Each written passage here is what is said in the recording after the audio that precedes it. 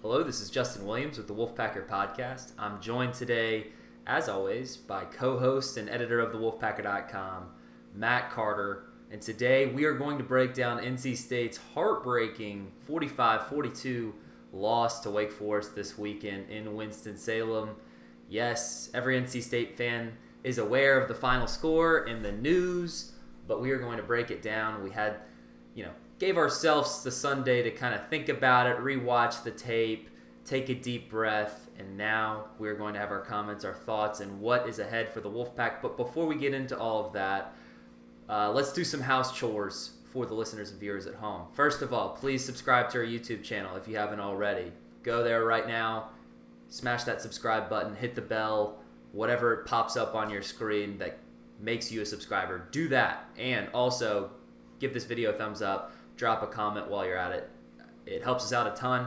Plus, you should subscribe, rate, review wherever you listen to us. We're on Apple, Spotify, Google Play, everywhere you listen to podcasts. And, of course, we've been saying it since the beginning of this month. We're now 2 weeks in.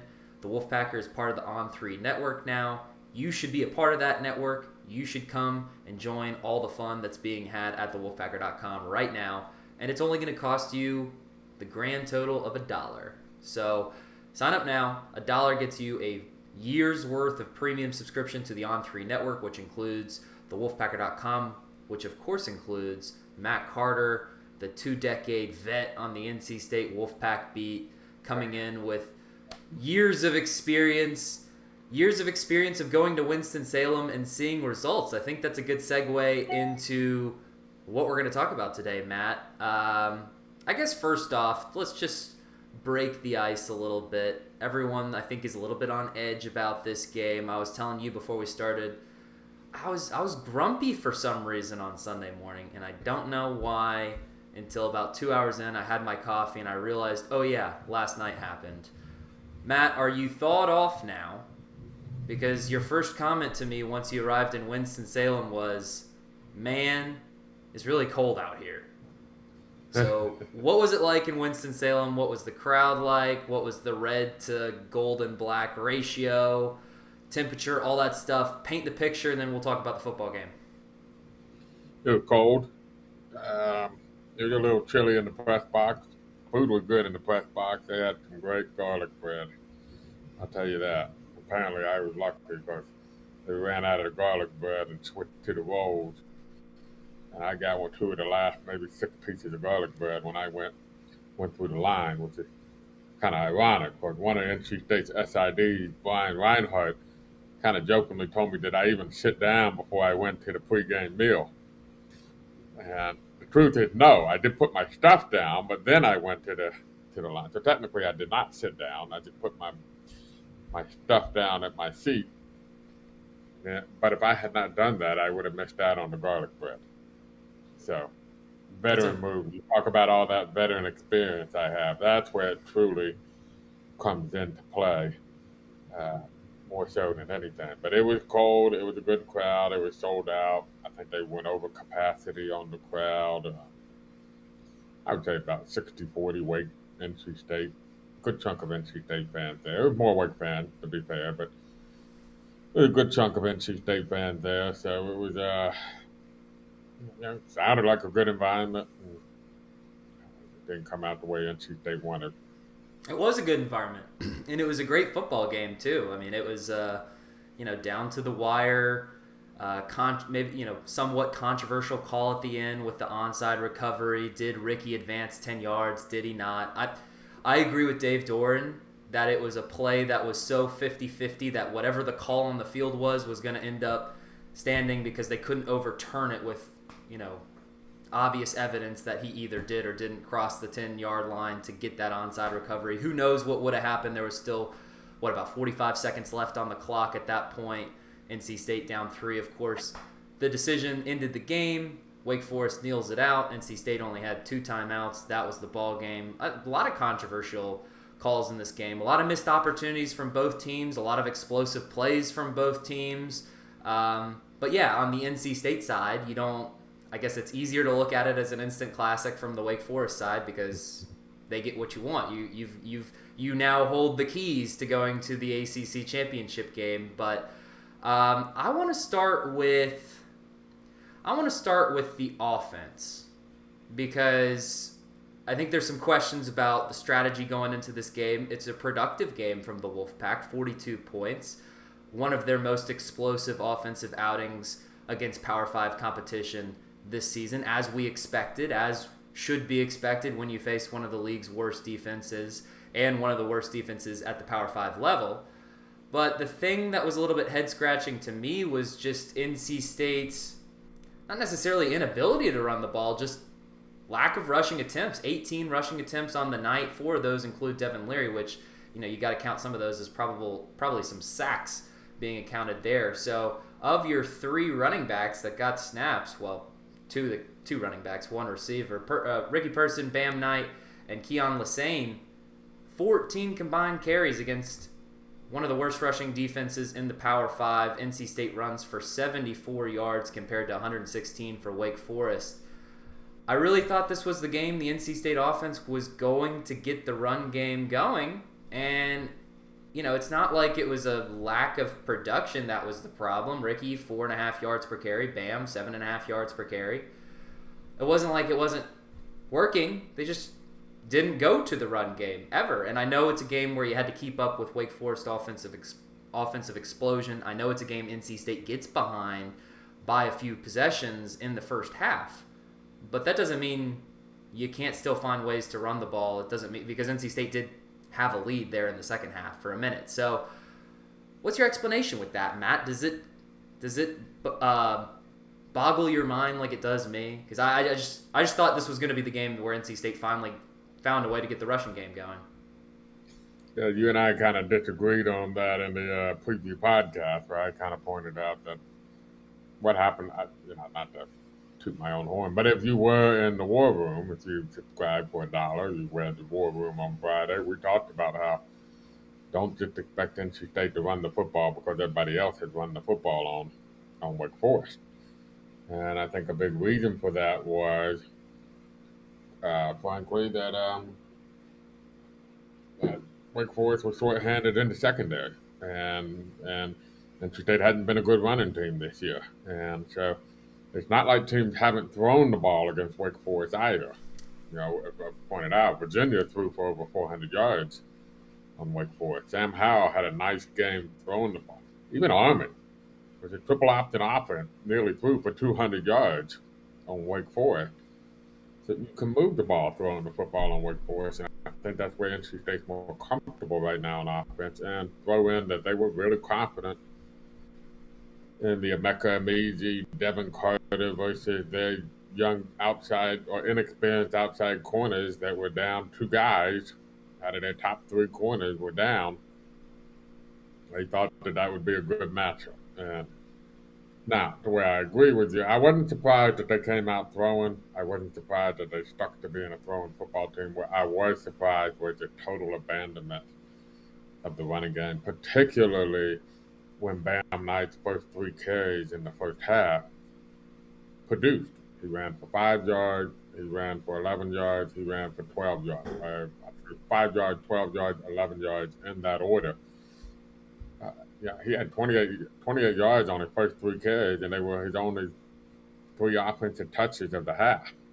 And then he had a 72-yard kickoff return near the end of the half. And then he had a 100-yard kickoff return to start the second half. And I was turning to the guys around me. At some point, you would think, hey, we got the lead now. Let's try to run the ball with Bam Knight. He looked like he could run in the first half. And he only got 1 carry in the second half. He got hurt a little bit there, got dinged up. I think he came back in the game. But, yeah, it surprised me that there was kind of almost a total abandonment of the run. I think Dave Doran kind of tacitly acknowledged that they threw the ball too much, didn't run it enough. Kind of said that it was kind of a situation of the game that dictated it that way. But I think they got a little headstrong on the strategy, to be honest. And maybe there could have been an in-game adjustment that said, you know what, we know we hadn't run the ball well, and we know we can throw the ball on these guys, but it looks like we might be able to run it too. Now, I'll add in that Wake Forest has struggled in the run game, included a lot of teams that had quarterback run game that NC State doesn't have. So I think that kind of played into it a little bit. There were some questions about how well they could truly run the football, but yeah, I was surprised that it was almost totally abandoned or never even tried at any point. Yeah, I'm not here to say that I disagree with the decision to really target, Emeka Emezi, right? He's matched up with a second string corner on a defense that was already beaten up, a defense that was already leaky. Now you're down to the second string of that secondary. Of course you should target Emezi. But Emeka Emezi had 15 targets compared to 14 rush attempts by ball carriers on the NC State offense. That just seems a little bit too trigger happy, in my opinion, against a team that really struggled against the run all season. And I get your point that Devin Leary's not a dual threat quarterback. You look at the teams that had success against Wake in the run game, especially, it was teams that had dual threat quarterbacks. But it's not like Devin Leary is just this. I mean, he's not like Big Ben in the twilight of his career, right? It's not like he can't move. He's just a really good pocket passer, and he leans in on his strength. But when he's asked to get out of the pocket, he can do that from time to time. I think that's maybe where you could see his game evolve in future seasons here in Raleigh, depending on what his future ends up being, because he's turning into, one of the nation's best college quarterbacks right now. And he had a great game, 400 yards, 4 touchdowns. I knew he threw 2 interceptions, and they were costly interceptions. But when you throw 59 times, there's going to be an interception in there every once in a while. And credit Wake's defense, too. I thought Wake's defense stepped up to the challenge after a tough week at UNC. I'm sure, they had plenty of bulletin board material in that Wake locker room just to say, look, everybody in the country thinks that your defense sucks and that this is just an offensive team. There's plenty to fire them up to get going. And really, Wake's defense really only had to have one productive quarter to get the result that it wanted. I know when you look at the box score, NC State scores 22 second half points. 7 of those came in the third quarter. Well, 7 of those came on Bam Knight's 100-yard kickoff return to start the second half, which gives NC State its first lead of the game. The 4 drives after that: punt, interception, missed field goal, punt. NC State didn't find the scoreboard again until the touchdown midway through the fourth quarter to, I think that was Devin Carter on the receiving end of that one. But, NC State couldn't get going offensively, or at least they were knocking on the door, getting into Wake Forest territory there in the third quarter, but it just seems like they couldn't finish drives. Of course, you'd love that field goal to go in. That means that you have a tie situation at the end of that game, as opposed to, down 3 with that last kick and you needing an onside there within a minute to go. But, you would have liked to see a few more run attempts. The fact that Bam Knight had 2 carries the way he did in special teams, and he gets 4 carries on offense, 4 rushing attempts after, showing that type of explosion. He was clearly ready to go. So I don't know. Sometimes you got to let the horses go, and maybe you would have liked to seen a little bit more clock management there in the second half. Any other thoughts on the offense before we go to defense? I thought this isn't on the coach. This is a collective effort. And I say this: I thought those players played their butts off. They tried their hardest. There was some missed execution out there, right? They missed some. I know on the very first third down that NC State had in the red zone that they had to kick the field goal on, after forcing a 3-and-out for Wake Forest to start the game. They drive down, they get the 50-yard plus bomb to Devin Carter. They're in the red zone. They have third and short. Wake Forest brings the pressure. Ricky Poston's wide open coming out of the backfield. Easy touchdown. Linebacker was late getting over. Poston's faster than linebacker anyway. He has a step on him. It's only going to increase. The blitz is coming from that side. Larry got to see it.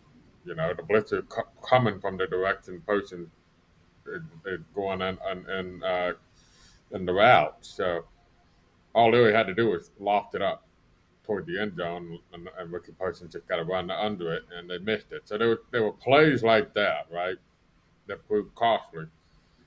But I also think this is a game where maybe sometimes the coaches outthink themselves a little bit. If that's a word, outthink. I don't know if outthink is. But Well, they outthought themselves. Maybe I don't know what the right word is. you're out thinking yourself right now. Yeah, Yeah. I think the coaches did that a little bit. And I think that's part of it on offense. We have a great matchup with Amezi and Carter out here, and they just milked it to death and did not get others involved. And look, Amezi was fantastic, absolutely fantastic in that game. Carter, aside from a very costly fumble, was really good in that game. But it could have been a point of, you know what, even Ricky Person had some good runs. I focusing on Bam Knight, but Ricky Person had a few good runs too. And it come a point and say, you know, we can't stop the run. Let's try this out, because we were struggling in the third quarter. We are struggling in the first quarter. Let's try something and see maybe. And then another example with the squib kick, with they doing squib kicking it to end the first half. You know, after you scored 2 touchdowns in about a minute and a half to make it 21-20, Wake Forest. You know, you did a squib kick. They picked it up. Worked poorly executed. I get all that, but 28 seconds to go, and Wake Forest just saw a 21-6 lead evaporate to 21-20. You know, I just kicked the ball to the end zone. Just literally 2 minutes before that, Trenton Gill had kicked the ball to the end zone. Yes, the wind was blowing, and I noticed that pregame. So I totally get the logic, but with 28 seconds to go, you kick it to the Wake Forest is not looking for a play there. They just want to get to halftime. They lost their momentum. They want to stop the bleeding, and you open the door for them to happen the way it unfolded. So I thought there were a couple of instances of where coaches kind of outthought themselves a little bit, and this was the run game, as we talked about, was a good example of that. I'm glad you brought that point up. I completely agree. I think that there is some deserved criticism. You would have liked to seen some more, attempts in the rushing game, not a complete abandonment the way we saw, but you also have to credit the coaching expertise to see the production from Emeka Emezi, to see the production from Devin Carter, both of those guys having 100-plus yard days in the receiving game, both combining for 2 touchdowns apiece, 4 total. All of Leary's throwing touchdowns right there. So, yeah, I thought it was a very high-level college football game. It was a game where I thought there was 2 teams that had deserved rankings in that game. It looked like it was a top 16 matchup. Somebody had to lose that game, and it was clearly a game where both sidelines just pouring it out because they knew what was on the line. We'll see how that ends up affecting both squads moving forward. Wake Forest has a really big game next week against Clemson, a game they're 5-point underdogs to open. That's a little bit head-scratching considering Clemson's offensive struggles and considering how Wake Forest has shredded every defense it's faced this season. We'll see. The Wolfpack really needs Wake Forest to lose these next 2 games, as we talked a little bit about on the last podcast, or at least the preview podcast before the Wake Forest game. We were explaining this isn't a must-win if NC State wants to get to the ACC Championship game. There is still a scenario that exists where NC State could find itself in Charlotte. Of course, now the odds are very much in Wake Forest's favor now, because all it has to do is win 1 more game and it's going to Charlotte. So, again, quick reminder for everyone listening, Wake loses twice. They got to lose to Clemson, they got to lose to Boston College, and NC State has to win their next 2 games. Syracuse at home, UNC at home, and then NC State would go to Charlotte. But that's the only scenario that exists. It's still possible. I think you can still cling on to hope, because I expect Clemson to beat Wake Forest this week. I think Wake emptied the tank against NC State. Clemson's got its Super Bowl left. It's its only ranked opponent remaining on the schedule for Clemson. This is an opportunity for Clemson to redeem its season, get a big win against a top 10 team, and maybe find itself in the top 25 when it's all said and done. We'll see. I think Wake Forest probably ends up handling business against Boston College. I don't see the Demon Deacons losing the next 2 games. But if you're NC State, all you can do is win out and hope for the best, and that's what you got to do. I don't know. Did you want to talk big picture, or you want to talk defense, Matt? I can do both. I'll say this, too. I thought the defense, relatively speaking, probably played better than people think. It was just the third down killed them. And that's this is a hard offense to be a corner against because you're so scared about them going over the top of you. You have to give them more space, and then all it takes is a moment's hesitation where they're holding that play action. They're holding that mess for about, it seems like 5 seconds sometimes. And all it takes is a half split second of hesitation on your part of the corner, and now you're in trouble. And it's so hard for them to. That's a tough matchup for the corners. But they held Wake to throw out the season opener against Old Dominion. Um, but only Syracuse held Wake to less yards in regulation, and it wasn't by much. Um, it was just I think they just wore it down. They were on the field for 100 plays, not getting off the field on third downs and third and longs is what killed them. But I don't think they played that bad, and I think this bears well for the last 2 games of the year. And look, Dave Doran talked about it today. They'll go undefeated at home. The last time they did that, I don't even think Justin Williams. I know for a fact Justin Williams didn't exist the last time they did that. I mean, When was the last time they did that? Do you know? 1986. Okay, that's definitely pre me. And you were just a young thing. I was 6 years old. Okay. 6 years old. So you have that aspect of it. You can still get a 10-win season. You can still beat UNC. That's 3 big goals right in front of you right now. And look, Wake Forest, Boston College, Phil Djokovic, back. You mentioned Clemson. Senior day in Boston. It's in Chestnut Hill, right? Both of those games are on the road. Uh-oh. Phil Djokovic threw for 310 yards in his second game back. That's a good sign. They ran for almost 200 yards on Georgia Tech. The running back had a 100-yard rushing game. Phil Djokovic, we just talked about the QB run game, ran for 71 yards and 3 touchdowns against Georgia Tech.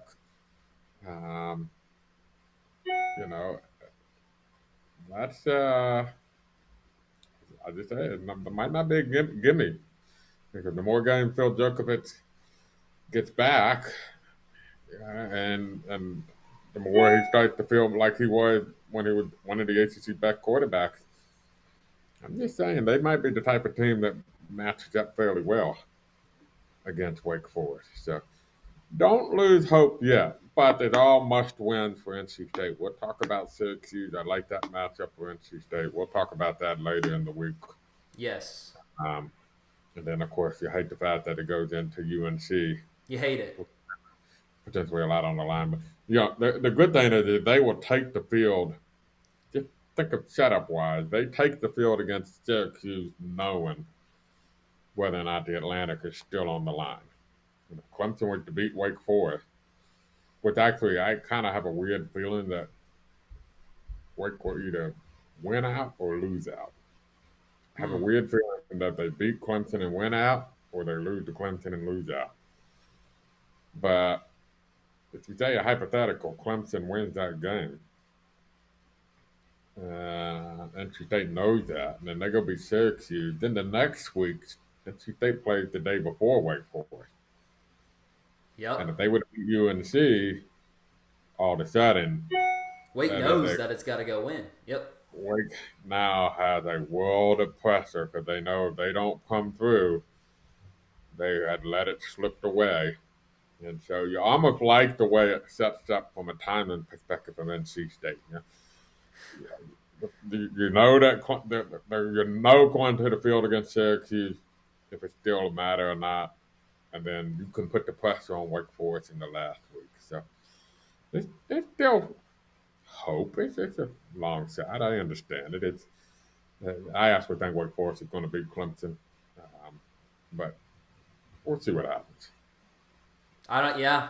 We will see. Let's go Tigers. Let's hope that maybe 2020 version of DJ Uiagalelei will show up Saturday in Death Valley. That might be. Is Clemson going to Columbia to play South Carolina? Is that Clemson's senior game?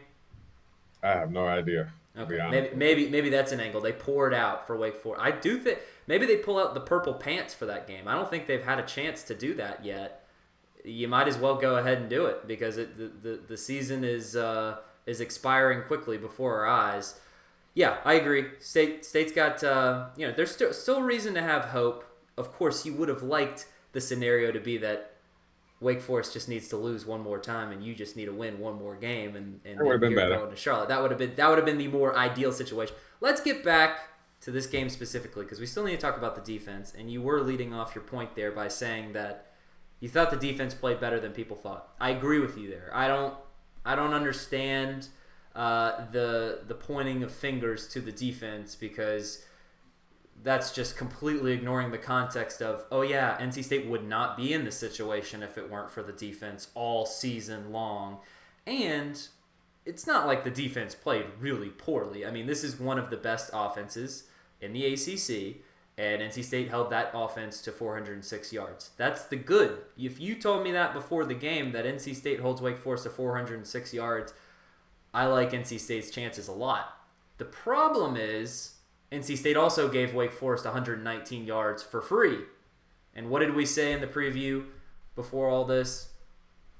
The last thing you can do when you play Wake Forest, you can't give them free opportunities. They're too good. If you give them free chances, if you extend drives for them, if you give them extra yards, they're going to make you pay for it. And that's exactly what they did. It seemed like a lot of those penalties were on PI penalties. It seemed like pass interference was called very inconsistently, I think is the best term for it on Saturday. I think that's how NC State would term it. But you bring up a good point about the penalties. Go ahead. It just seemed like at times it's like, okay, we're going to let them play, and then we're not going to let them play. It's like you got to pick one if you're the ref because, I mean, the Wake Forest first touchdown, to me, it looked like, did Tanner Ingalls sell the push a little bit? Yes. Was it a push-off? Yes. If that's not a push-off, then you have to take that same energy through the rest of the game. Like, that's sending the message to the receivers in the secondary that we're going to let you can play with your hands a little bit today. But what were your thoughts on that? Because I think it played a very big factor in the game, and I hate to have that point in a game like this, but we got to address it. I don't know if it would look. I didn't look closely enough. Some of those were legitimate flags, and the Chris Ingram pass interference. When you got three guys all throwing the flags on it, I'm going to assume it was a good flag. The last one was for good measure. Like he was looking at that official, and that official just crushed his soul with the flag throw. But yeah, kind of weird. Wake got just over 400 yards of offense. You would not have think that they ended up with 45 points, and that's where I think maybe we should focus more on. There's been a lot of talk of the third downs and the penalties were big, but they got two short fields on special teams. One of them, which was very questionable whether or not there was a black block in the back on the punt return. They got the turnover where they only had to go 5 yards for a touchdown after the Devin Carter turnover. And yeah, their first touchdown came on a very questionable missed offensive pass interference call, which was, by the way, third down.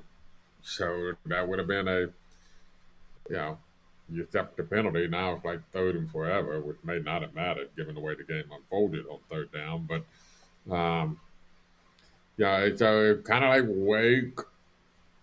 I don't think Wake played well offensively.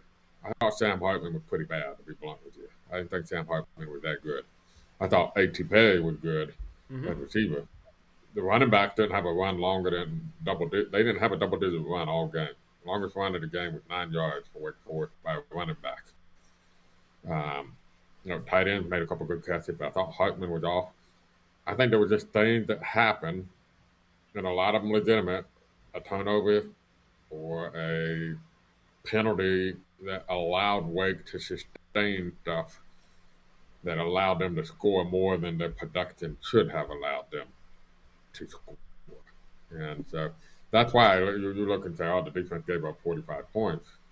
He said, well, if they just haven't committed a penalty, or if they don't return the fumble down at the 5 yard line, or if they don't have a couple of long quick returns, maybe it's not that way.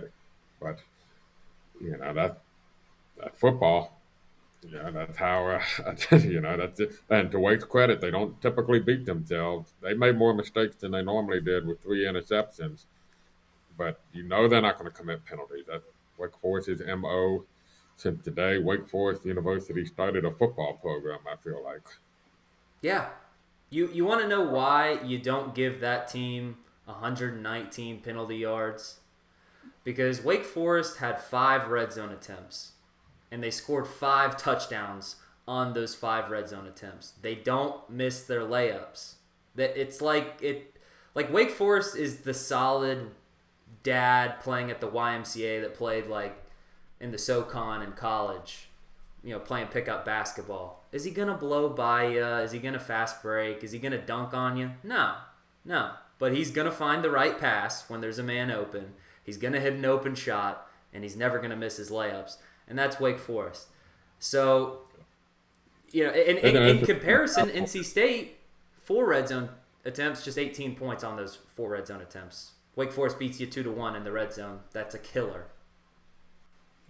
And also, an interesting stat: Wake Forest leads the ACC in positives and penalty yard difference. So they commit the 5th fewest penalty yards per game at 53.8. But what's weird is that they have the 3rd most opponent penalty yards per game at 70.6. Only Clemson has a better in the ACC differential between their own penalties and the opponent penalties. And so you saw that. I mean, they're not going to commit penalties, and you just can't return the favor and commit a lot to them. So here's what it is. You got to move on. Something to make of that 3rd down efficiency that Wake Forest has. NC State really struggled against Wake Forest on 3rd down last year too. In a game that let's not forget, NC State, these 2 games almost seemed like a continuation of each other, right? The first game in Raleigh, NC State wins that by 3 points in a game in the 40s. Very similar games. Very similar games. With the exact same score, 45-42, and you can say that it was kind of a different NC State with the Wake Forest of last year. NC State jumped out to the 2-touchdown lead. Wake Forest battled back. NC State then in the second half jumped back out to a 2-touchdown lead. Wake Forest battled back. NC State clinches the game late with a touchdown drive. This year, Wake Forest jumped out to a 21-6 lead. NC State battled back. Wake Forest goes back up 38-27 and then 45-35. And State, couldn't close it out. And Wake had the late touchdown drive. So it was the exact same game. It was just flip-flop reversal of roles. Home team with the beneficiary in both times. 2 even squads. A strong, I know it's a classical rivalry in the ACC, but this recent stretch between Dave Dorn and Dave Clawson and the way these 2 programs are trending, especially when you look at Carolina, the way they've been conducting business. I know they're getting a little bit hot in the end of the season here, but they've really kind of been asleep at the wheel with all the recruiting talent. Now you look at the NC State and the Wake Forest of the world, seeing what they're doing with less talent. And, of course, I think that momentum is going to be translated to the recruiting trail. Wake Forest and NC State, could be looking at these type of level programs for the next years to come. So, interesting that the scores end up the final 2 years back-to-back against 2 good squads, 2 teams that are totally – I think both these squads deserving to get to the ACC Championship game. One of them has to go. Wake Forest wins this one. Keys are in their hands. Let's see how they handle it. So I think that'll do it for this podcast. We got to give out game balls. We didn't give out game balls last time. I always forget. Matt, I'll let you start. I think there's plenty to choose from. Yeah, I'll give it to Devin. 400 yards. First career 400 yards. Joined a pretty exclusive company list. 400-yard passes in a game. Wasn't perfect, but by and large, played a pretty good game. And So I think he did what the coaches wanted him to do in this game, aside from the 2 interceptions. And so I thought he outplayed Sam Hartman. I'll be blunt. I thought he outplayed Sam Hartman. I thought Sam Hartman was the winning quarterback, but Devin Leary played more like a winning quarterback in the game. Is there a question about that? Is anybody saying that Sam Hartman played better? I thought Sam Hartman on the ACC Network studio, so I assumed they were singing. Well, yeah. What are they going to put Devin Leary on there after they lost the biggest game in the last 10 years for the program? I think not. But anyways, yeah, it's a good point, Matt. But yeah, I thought that was obvious. Leary outplayed Hartman. I completely agree. I'm going to give my game ball to Emeka Emezi, the beneficiary, or one of the main beneficiaries of Leary's good day. This was a very personal game for Emeka Emezi. I thought he had some past memories to squash in Winston-Salem, and he certainly did that with his performance. 10 receptions, 133 yards, 2 touchdowns. Were those career highs for him, Matt? They seem like it. At least the yards. I don't think so. Maybe he's had more yards before. Yeah. You continue and I'll look it up. Anyways, yeah, I thought he was excellent. You could tell that when it was clear that NC State was going to lose that game, it looked like the soul had been ripped out of his body. The dude cares. This whole team cares. But Emeka Emezi, I mean, way to put the team on your back. It seemed like some drives. I mean, some of those touchdown grabs too. Those weren't. I know he was being guarded by a second-string corner, but you got to give the corner a little bit of credit too. It wasn't making it tough for Emezi. Emezi had to make some impressive catches, but did you find out? Was it a career high? Yeah, was a career high in yards, not catches. Yeah. The catch. I think he's had more than 10 for sure receptions, but that number, that receiving yards number, seemed high for Mr. Emezi. So he gets my game ball. Again, no, it's not the result that those two wanted, but at least they get the Wolfpacker game balls for their valiant performances. We'll see if the Wolfpack can take care of business against Syracuse. We'll be back for a preview podcast later this week on that game. That's going to do it for us. Housekeeping before we get out of here. Please subscribe to the YouTube channel, the Wolfpacker YouTube channel. It helps us out a ton. Thank you if you have already. If you haven't, go there and do it now. Now is as good a time as ever. Give this video a thumbs up. Drop a comment, subscribe, rate, and review wherever you listen to us. We're on Apple, Spotify, Google Play, everywhere you listen to podcasts. And remember, the Wolfpacker.com is now a part of the On3 network. If you go to your web browser and you search the Wolfpacker.com, you're still going to find us. It's just going to be a new look website. So take advantage of a special deal that the On3 network has for you right now. $1 gets you an annual subscription to all of the premium content going on the On3 network, plus at the Wolfpacker.com. Be in the know about everything Wolfpack, football, basketball, recruiting, you name it, it's there. You need to be a part of the message boards if you want to know all of the good intel going into the games. As Matt mentioned several times in this podcast, would have known a lot of context going into this NC State Wake Forest game, which would have been helpful as you were pulling on the Wolfpack. So take advantage of that deal, just $1. You get a free, well, not a free year, but a whole year subscription. It's basically free. It's $1. Go spend it now. Subscribe to us. No, I already said that. Social media. Follow us on Twitter, at The Wolfpacker. That's our main account. Follow me personally, at Justin H. Will, if you wish. And please give us a like on Facebook, NC State Wolfpack, on thewolfpacker.com. So for Matt Carter, this is Justin Williams, and this has been the Wolfpacker Podcast.